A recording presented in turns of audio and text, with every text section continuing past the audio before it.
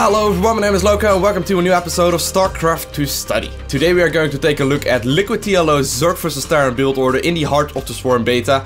And Zerg vs Terran in general changed quite a bunch, especially the early game part of Zerg vs Terran. Now I'm going to discuss the build order up until you can start transitioning into the mid game and up until the point that you start getting a lair and all that kind of stuff. The reason being, right now a lot of players are dying to like Hellion drops and Hellbat drops and all that kind of weird stuff that Terran can throw at you all of a sudden. And this build order will basically keep you safe versus all of that, and it will also give you a decent economy to rely back on, and also give you a little bit of pressure that you can do on top of your Terran opponent. So let's go straight into the game and let's talk about the build order.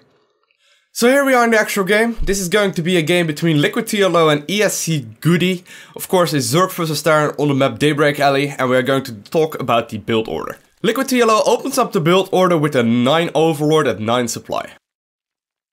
He then follows it up, just like he would do in Wings of Liberty, by getting a 15 hatchery up.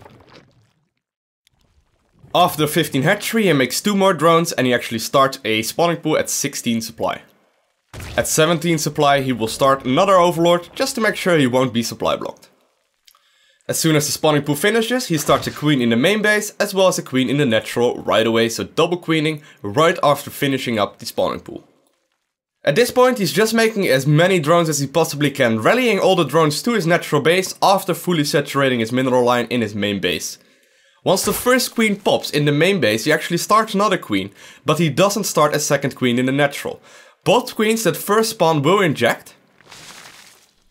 And this first queen that is in the main base right now will actually walk down to this spot right here, put down a natural creep tumor and actually connect the bases with creep, just in case there's gonna be Hellion drops. At the 5-minute mark, LiquidTLO starts double gas geyser, as you can see.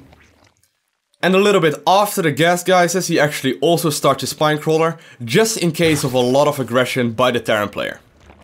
After finishing up the gas geysers, he saturates those immediately. He connects the bases with creep and keeps the injects up, and also starts a roach warren right away.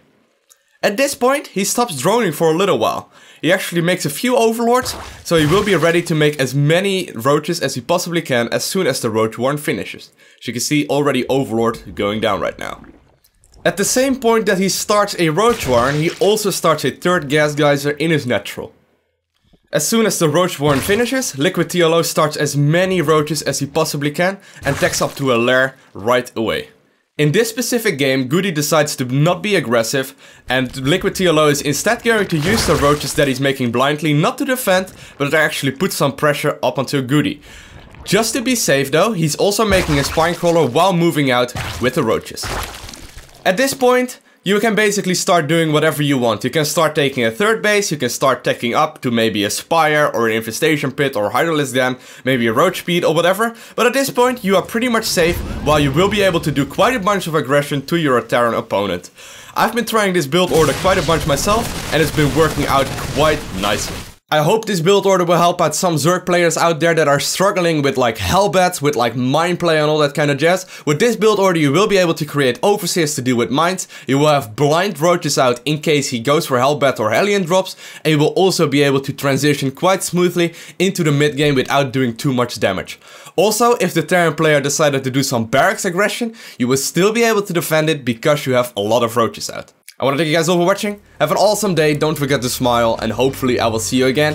If you don't already are subscribed to me on YouTube, please hit the subscribe button, as well as to like and favorite the video if you enjoyed it. Thanks for watching guys, bye!